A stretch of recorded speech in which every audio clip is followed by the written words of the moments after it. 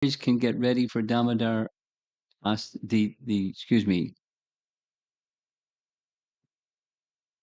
Damodarastakam. Because this is not going to be a long class. Good news. Short and sweet. Even better. What? Probably 6.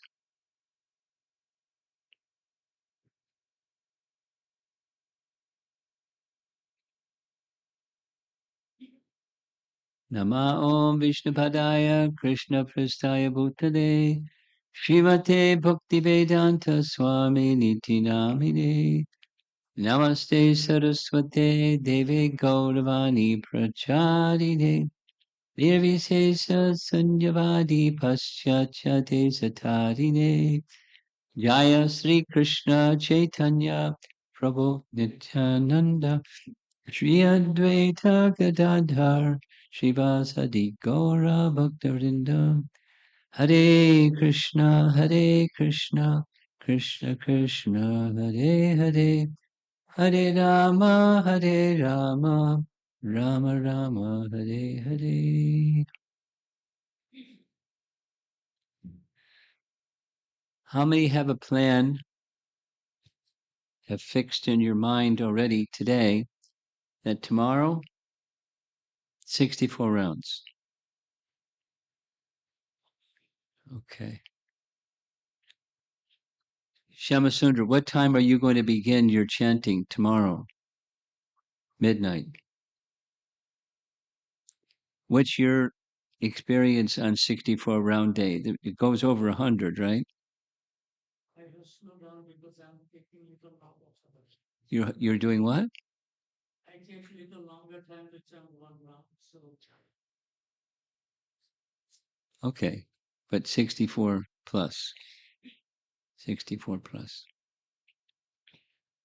Those of you that aren't going to be chanting 64 rounds, it's okay. It's not like there's a contest or you get 5 gold stars on your report card or something like that. I think it's part of the schedule that Shamsundar will be with those that will not be completing 64 rounds sometime tomorrow afternoon, right? Where will that be? Okay, we'll need a designated place because there are certainly going to be some people that would like some encouragement and acknowledgement for the whatever they did chanting wise and then going further. So probably you'll find a place. This little room over here?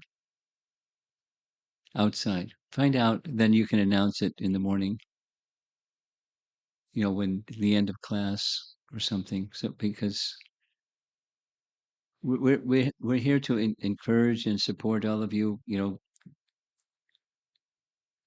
Something that Prabhupada said more than once: better have one moon than so many shooting stars. Shh. Where'd they go? But a moon, although it has phases of the moon, it's still a full moon for every month and gives light all the time. You notice that the moon is moving. It's Monday is the Ashtami, Gopastami. So we'll be gathering here again on Monday for Gopastami. So the moon is moving, went from the dark moon to slowly.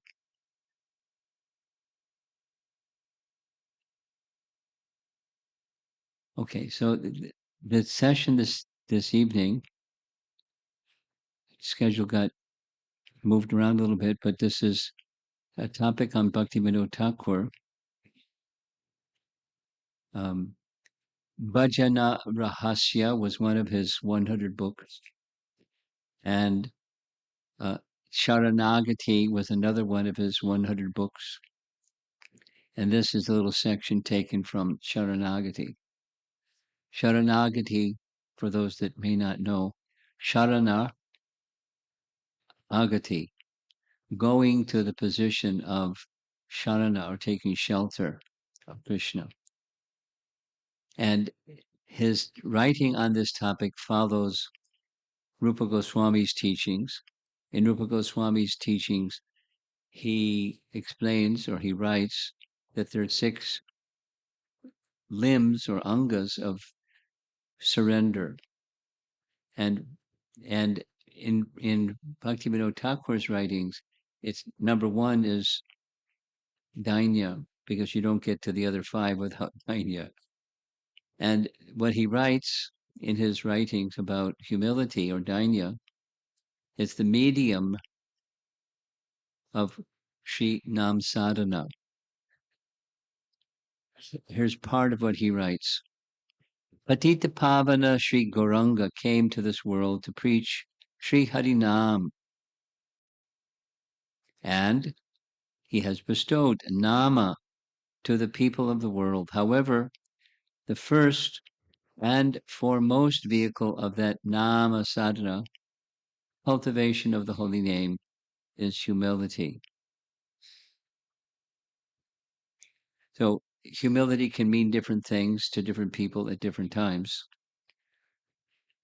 What it doesn't mean is low self-esteem. What it does mean is in relation to the complete whole supreme personality of Godhead, I'm very, very tiny, which is absolutely true. It's not just humility. It's not just a feeling low position.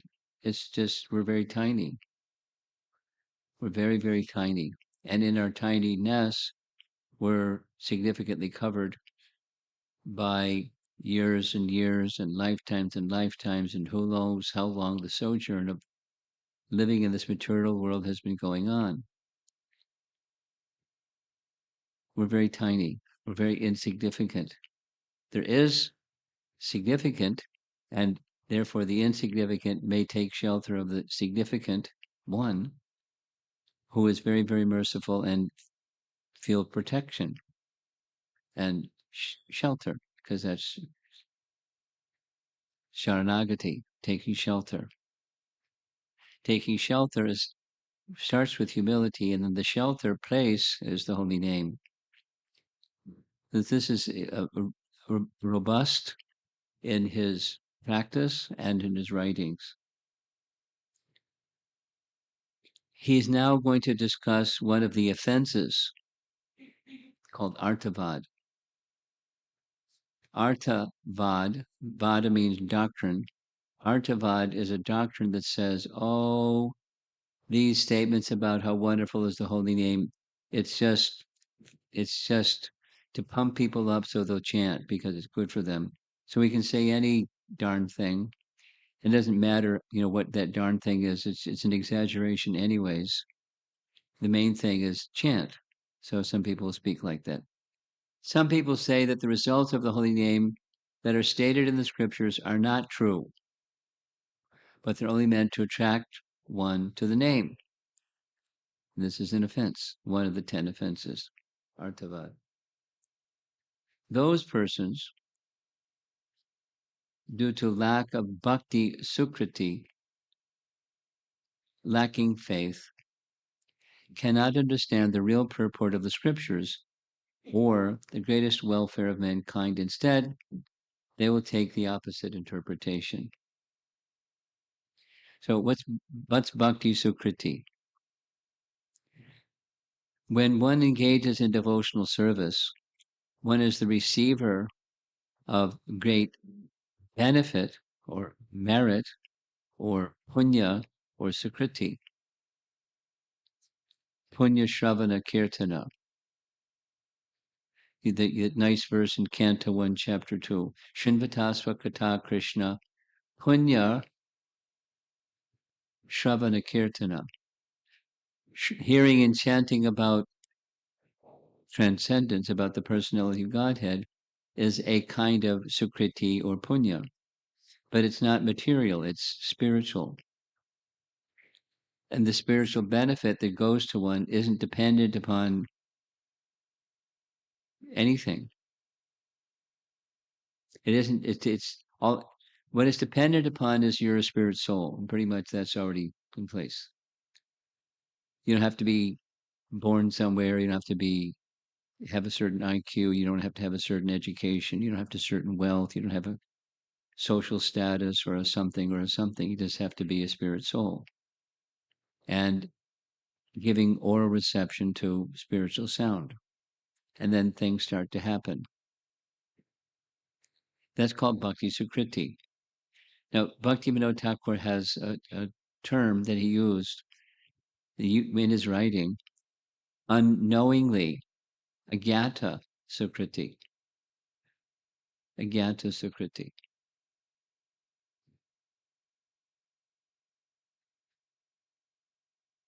I'll tell a little story. It's story time. Um, Once upon a time, I was a new devotee, about 53 years ago. I was a college kid that went to live in an ashram at the Boston Temple after my completing my undergraduate studies. I wanted to spend some time in an ashram. So after some time, I got the opportunity to go out with the devotees every day around 11 o'clock so that we would be in a public place during the lunch hour. And one of our favorite places was Boston Common.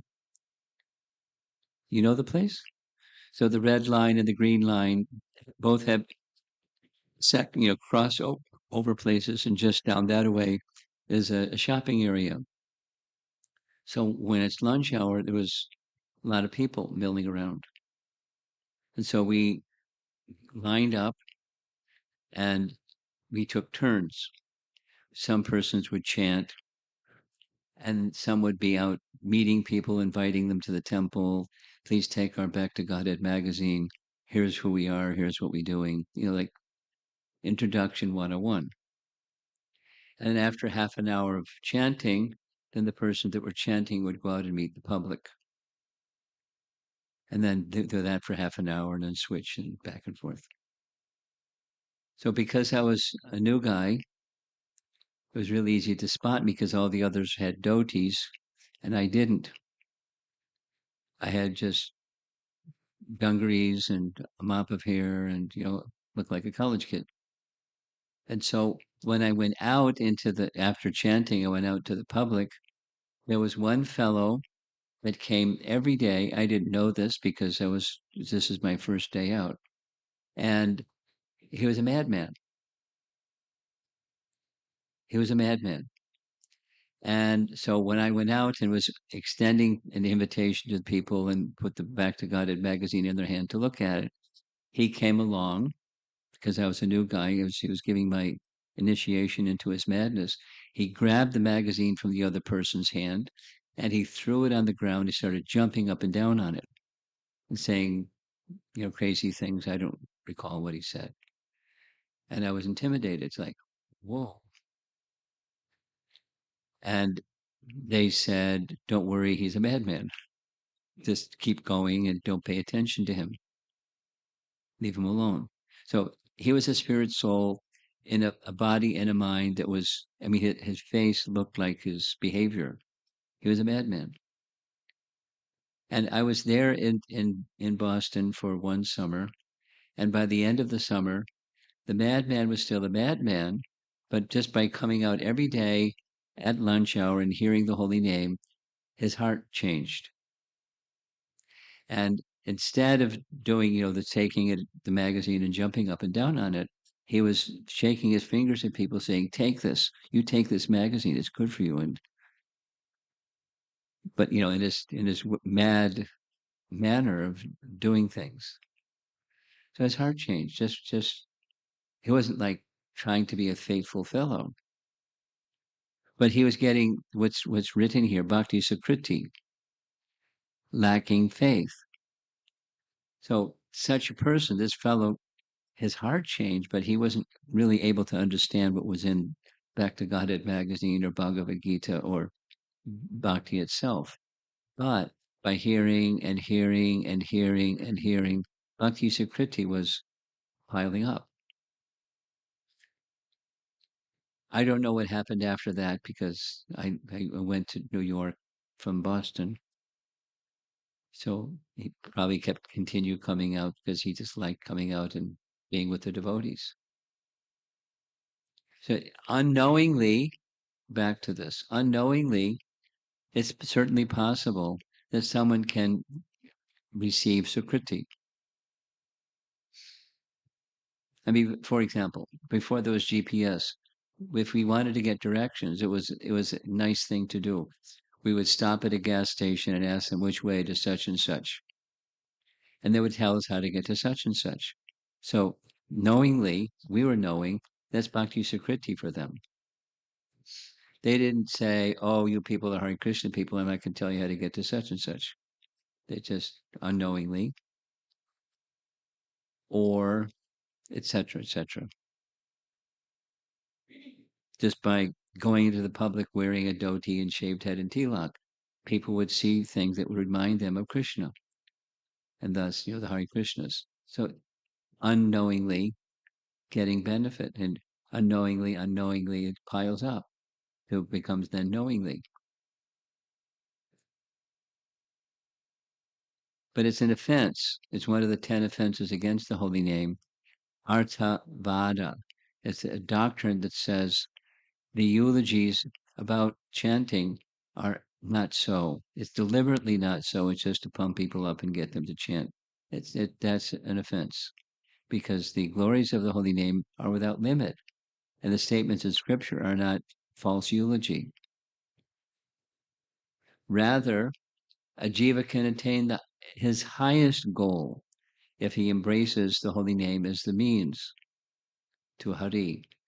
It's the means to Hari and is Hari. Hari is a term that means the supreme. It's the means to the supreme, and it is the supreme. It's the supreme means, and it's the supreme goal. So he, Bhaktivinoda Thakur, like his son Bhaktisiddhanta, grew a beard sometimes. The beard wasn't fashion; it was observing the Chaturmasya Vrata like his son did. And often in his photographs, he had some willingness to sit there for nice photographs. There's some books on his lap because he wrote 100 books. He was very fond of writing and sharing the teachings of the previous acharyas, and that their teachings are abundant, and his writings were abundant and very deep and profound. And he liked giving teachings about the holy name because it's certainly an essential part of Chaitanya Mahaprabhu's gift. The jiva should desire no other wealth than this grace of Krishna, that's the holy name. So one of his 100 books is this one, Harinam Chintamani. We heard in the morning about Sanatana Goswami's touchstone. So Chintamani is something, it's not exactly a touchstone, but it's something like that. And that's the holy name. It can transform the consciousness of the living entity into purified consciousness or transcendental consciousness that's inherent within the living entity. Chanting of the holy names is simultaneously the goal of life and the process of achieving that goal. Same as what I said a moment ago. Now, this particular photograph is the latter stages of Bhaktivinoda Thakur's life. I mentioned in relation to Bhaktisiddhanta and his glories that for some years Bhakti Vinod Thakur was residing very, very, very proximate to the samadhi of Haridas Thakur in Puri.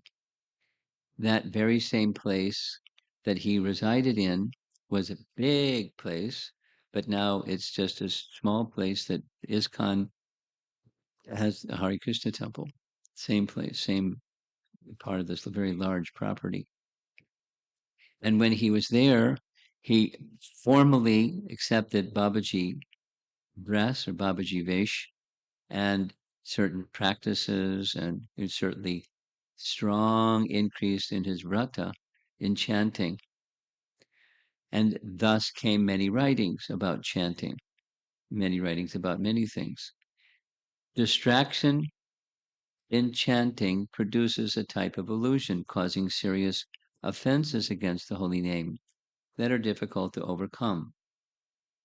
Now, this is a reverse of saying there's 10 offenses against the chanting of the holy name, and the root of those 10 offenses against the chanting of the holy name is inattention, or another way of saying inattention is distraction.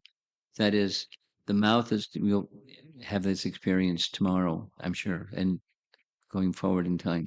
The mouth is going, making the sound, the lungs are pumping out air and the vocal cords, etc. The sound is there, but the attention is elsewhere than the sound. So it's very simple. Bring attention to the sound. It's very simple, too simple, because the mind is very easily distracted. And if one allows the mind to be distracted, then it's an offense. It's one of the 10 offenses, one of the offenses against being inattentive while chanting. And the illusion is created. The illusion leads for craving for, fill in the blank. When these material attractions cover the heart, one loses interest in chanting the holy name. Now, some of you are familiar with Rupa Goswami's writings, one of the fundamental, very simple, but very powerful books is Nectar of Instruction. Nectar of Instruction is really short, but there's one ISKCON devotee. So far, he's given 35 classes on that one book, and he's not done yet. He's doing it very thoroughly, very slowly, very meticulously, and in a very interesting presentation. It's not at all boring. So one of those verses, text number 7 in Nectar of Instruction, speaks about not having a taste, which is what's being spoken of here. One loses interest, and when you lose interest but try to chant, then there's distraction. Your interest goes elsewhere, even with the mouth is making the sound, because one's distracted. So try to stay attentive. That's tomorrow morning is going to be a very short class, and it's going to be a punch. The punch is be attentive, but it's going to be said a little bit differently by his son. So this is Bhaktivinoda Thakur posing in a photograph session in Jagannath Puri. And I'm going to read, this is it for this class, and I'm just going to read a little section from his writing on inattention while chanting. So the way that Prabhupada has used this term is, and it is also an offense to be inattentive while chanting, and then circles back around and says it's the root cause of all the other offenses.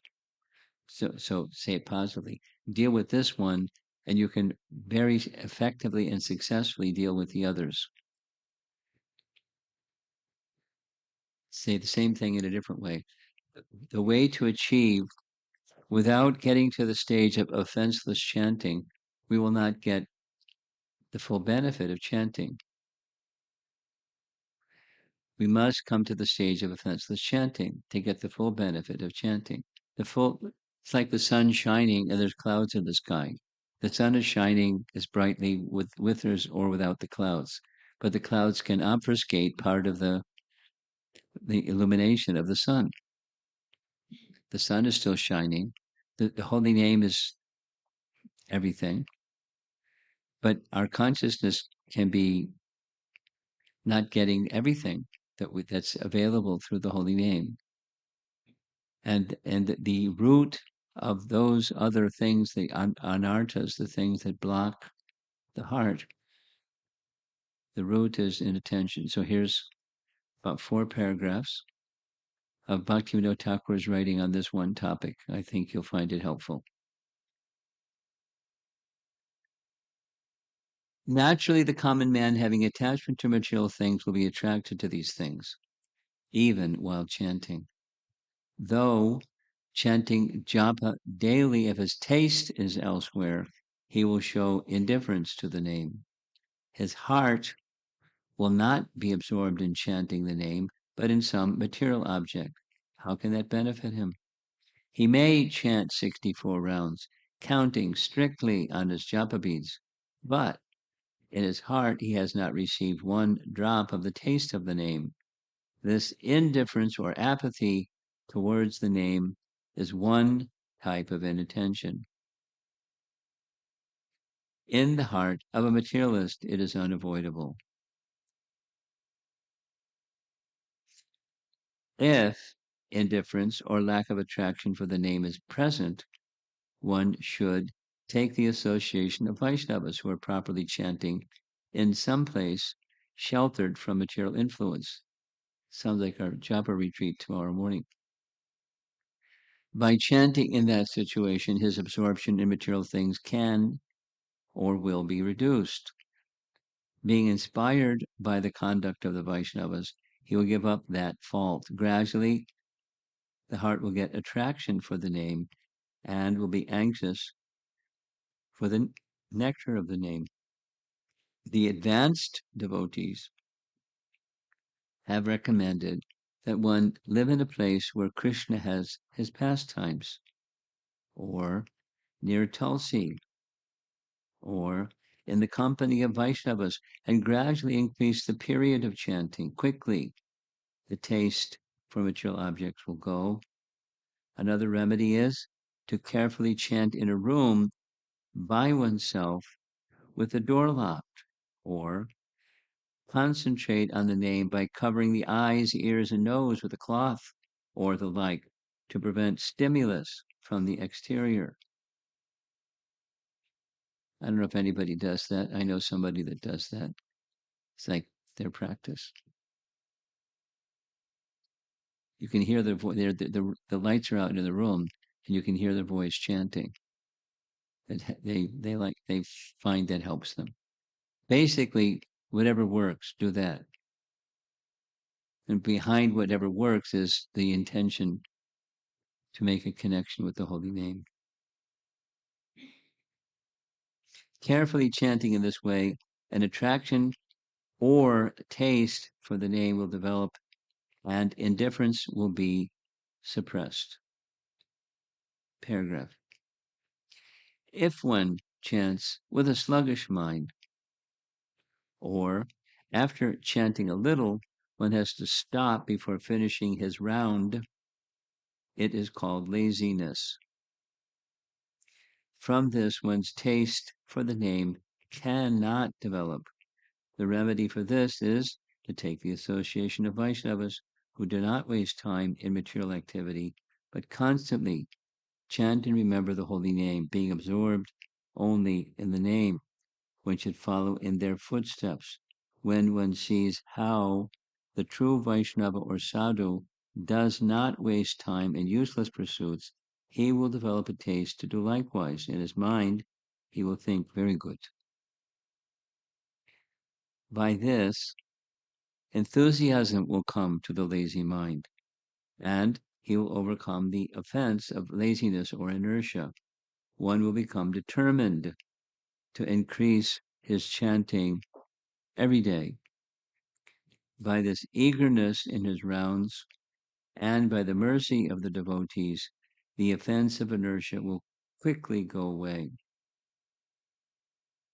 So he's listing types of inattention or distraction. The second one is sluggish mind. The first one is attracted to material objects. The third type of distraction. From distraction, all types of inattention are born. This fault resides in attraction for women and wealth, attraction for material success or victory, desire for position, and the cheating propensity. Maybe you recognize some of those terms. What he's writing here is taken directly from Vishwanath Chakrabarti Thakur's writings on the stages of bhakti and coming to the stage of steadiness and overcoming anarthas. It's what he's just stating it again, taking the Acharya's words and stating it again in his own words.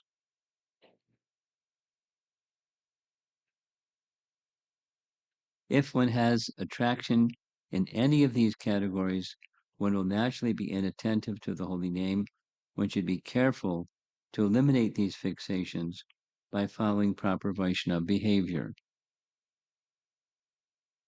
On Ekadashis, for example, and appearance days, one should stop thinking of eating and all day and night chant in the association of devotees. In this way, one will joyfully engage in devotional activities. Now, mind the fact that Bhaktivinoda Thakur was a householder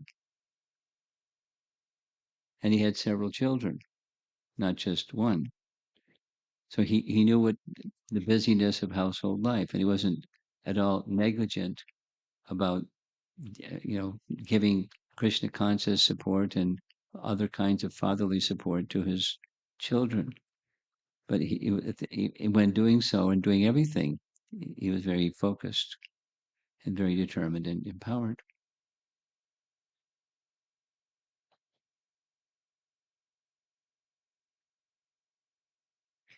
In this way, one will enjoy engaging in devotional activities, listening to scriptures of the Lord, in association with the Lord's servants, in the Lord's Dham.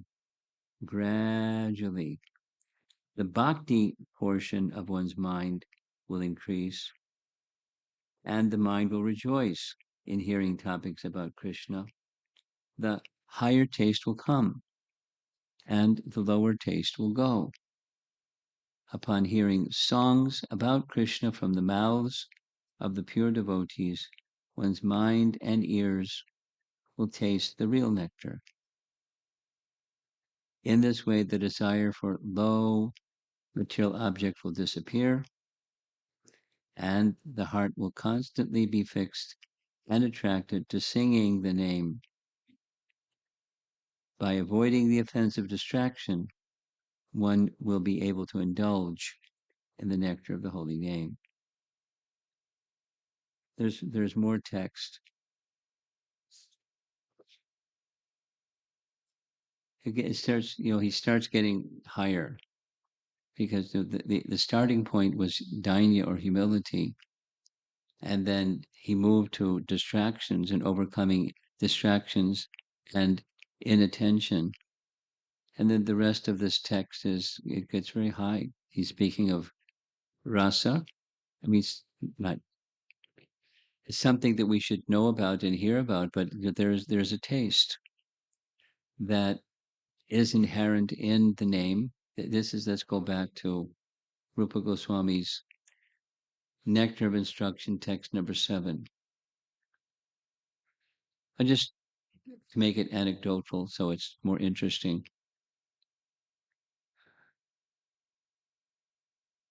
This week, when was it?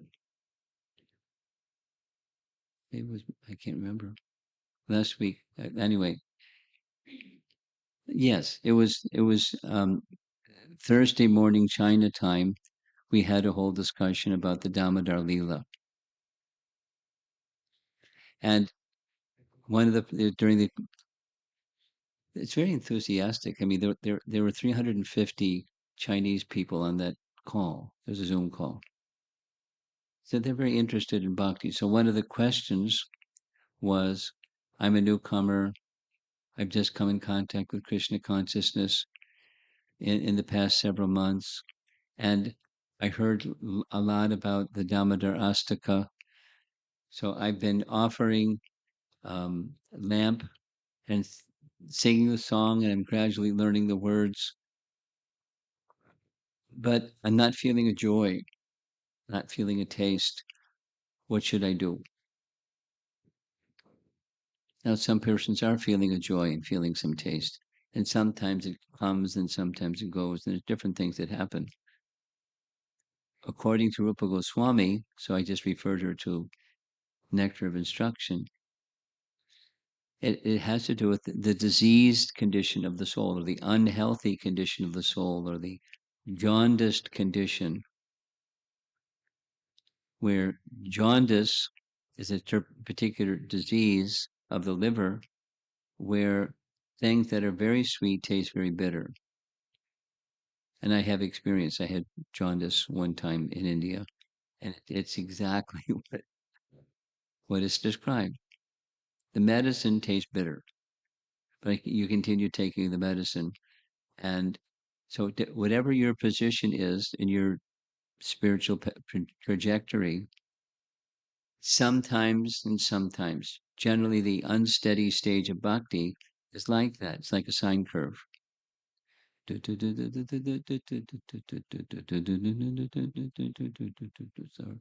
just keeps moving like that. So what to do? It can be a long stretch of down, or it can, be a nice stretch of up. But wait a while, and then you can speak until there's purity, until the stage of steadiness comes. Then these other things will be there due to anarthas in the heart that arise from different causes. And as he expressed, Bhaktivinoda Thakur expressed, once it's there, it's very hard to get rid of. Say it this way: it's more difficult to remove anarthas than it is to remove sin. So what's this difficult anartha thing? The anartha thing, part of the anartha thing, is not having a taste. And if you don't have a taste, then your mind is elsewhere, even if your mouth is over here. It's things in the heart. So how long does it take to make the heart clean? Depends. And a big factor, according to our acharyas, is striving to be attentive, striving to hear attentively. So that's tomorrow morning class, is the importance of the ear, importance of hearing. But strive to hear, not just make the sound, but strive to hear the sound. Be attentive to that sound vibration. And when there's consistent effort to do like that, then the clearing stage will happen more quickly. And the clearing stage is preliminary to higher stages also, because that's what the part that I'm not going to be reading from is. He's speaking of attaining rasa.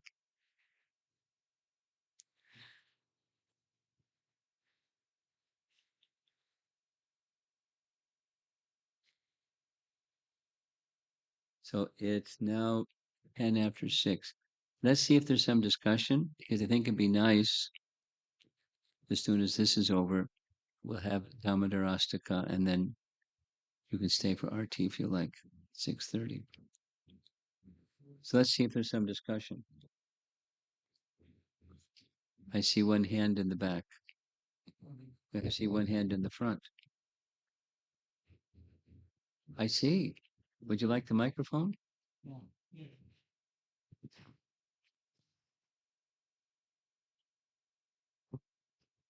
Hare Krishna Maharaj.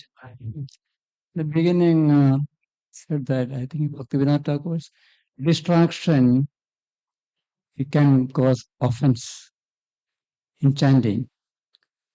So suppose we are thinking, so I couldn't do a good book distribution, or I was trying to make a temple for the Lord, I was not able to do it.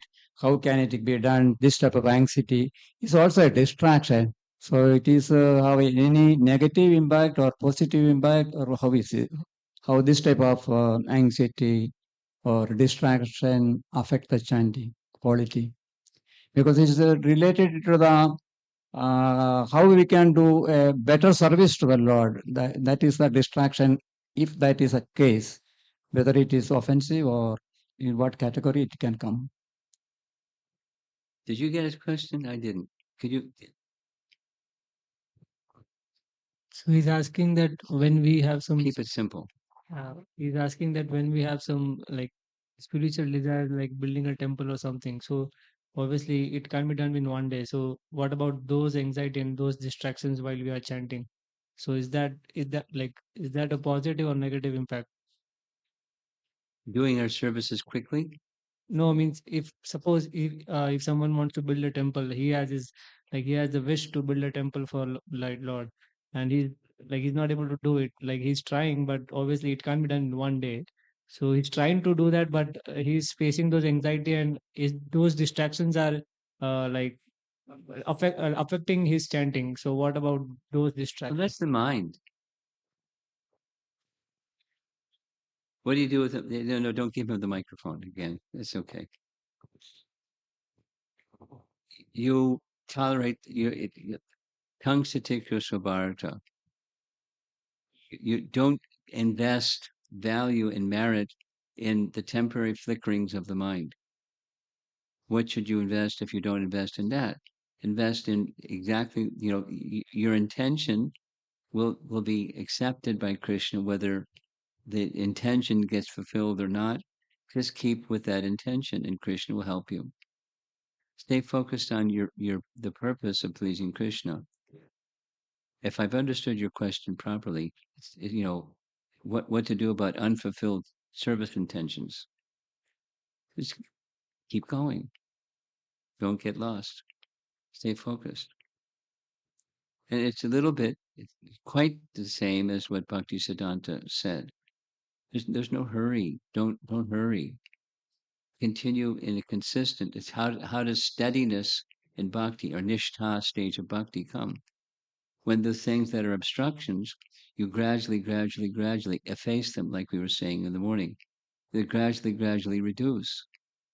So it's just accept that I'm not there yet, which is true for all of us. We're not there yet.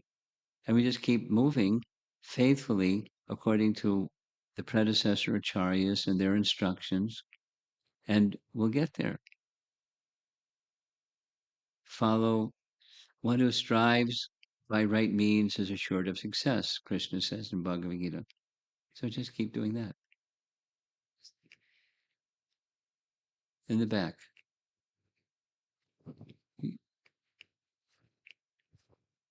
Go ahead. You can take. You got the mic. You've got a question. Go ahead.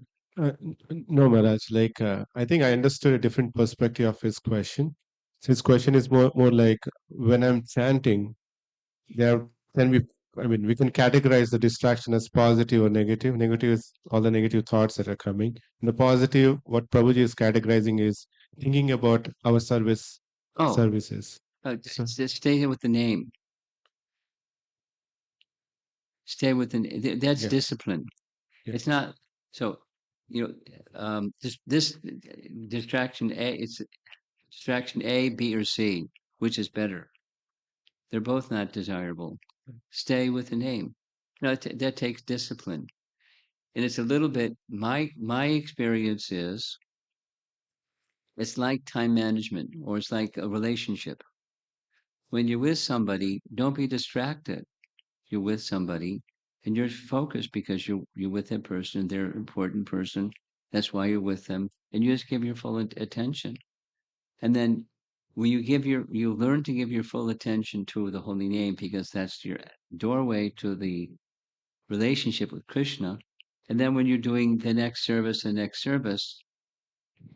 you'll be able to be focused on that relationship with Krishna through that medium of service. Okay, if that was his question, it's different than what I thought. It's not. There's a better distraction. Okay, behind you. Hare Krishna, Guru Maharaj. So the challenge is, like I just feel that the more you are able to invest in something, the quality is definitely going to improve. Yeah. I've asked this question before too. So, like with other responsibilities that you have, sometimes there are some opportunities where you feel that you may want to develop yourself even in those roles, like at work. I'm just talking example, leadership Okay. development. Okay. So then your intention is to build yourself, grow yourself. So you are really performing good at your job or whatever you're doing. But then I just find sometimes, like, where do you draw the line? You're working, like working on there, but now am I putting so much time and energy into something over here? And now my time over here is kind of reducing. So, Yeah. that's like drawing the line between where is too much, like, but you have to keep up with your responsibilities in other areas too. It's time management and prioritizing. Yeah, my response to this question or this type of question is very simple. A standard time management principle is there's your day or whatever the unit is, your week, this month or the Kartik month, or so there's the glass jar, and then there's things that can all fit in the glass jar if you do it properly. And there's the big rock or rocks, there's the smaller rocks, there's the pebbles, and there's sand. And just prioritize. So blocks of time prioritizing. It works. So the big rock goes in first, or big rocks. And so that goes in first. And if you do that with full attention, just like his question of chanting while you're distracted, that's not, everything isn't going to fit in. So be very focused, very attentive, and not distracted from the big rock. And then you prioritize time management. So blocks, I call it blocks of time. This much for your cooking and this much for, it's not like that's separate from your family and your children and all that, but it's, just quality time with the members of the family along with duties. Then there's professional and there's sadhana and there's temple and blocks of time. And sometimes something has to expand a bit. It's Janmashtami time or Rath Yatra time or something time. So you expand over here, but Big Rock goes in first. And then for you or each one of us, just like Bhaktivinoda, because it was a householder, so this is my time management structure. It has to be somewhat flexible, but there's a structure. And when I'm doing this, I'm doing this. And the bell rings and you move on to the next thing. And then when I'm doing that, I'm very focused on that. I can adjust to some degree, but there's a structure, a time management structure. And from time to time, you hit the reset button and you take a look. How are my priorities? Are they in proper order? Am I allocating? You do a time management assessment. And I may, like, one conversation today, Bhakti Shastri study. It's important to me. So, but I'm busy. So I don't know if I have time to do my Bhakti Shastri because I'm really busy because of this and because of that. It's time management and it's blocks of time and big rocks first. And as much as that becomes a way of your life, it gives vitality and focus to the other things in your life. It's just the way it is. I'll say it negatively and positively. Some people say to us, Prabhupada writes this in Ishopanishad, but it's also our experience. Some people say, I don't have time. And Prabhupada's explanation is they don't have time because the material energy has given them so much to do, they don't have time. They don't have time. They don't have time. But when their attention goes to Krishna, then the time energy starts to work differently. And then when we can manage with blocks of time, when priorities are right, and you align things as far as possible to Krishna, which means you want to increase or maximize at least the focus and attentiveness in the primary activities of bhakti, and the gona or secondary activities, they're connected to the primary purpose of my life.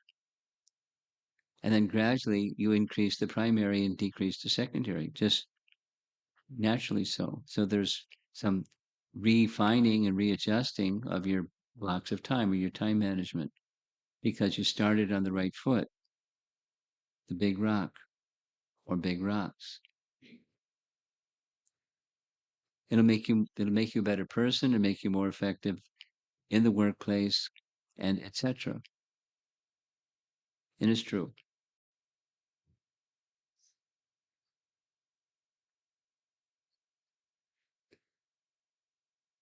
Okay. Looks like that's it.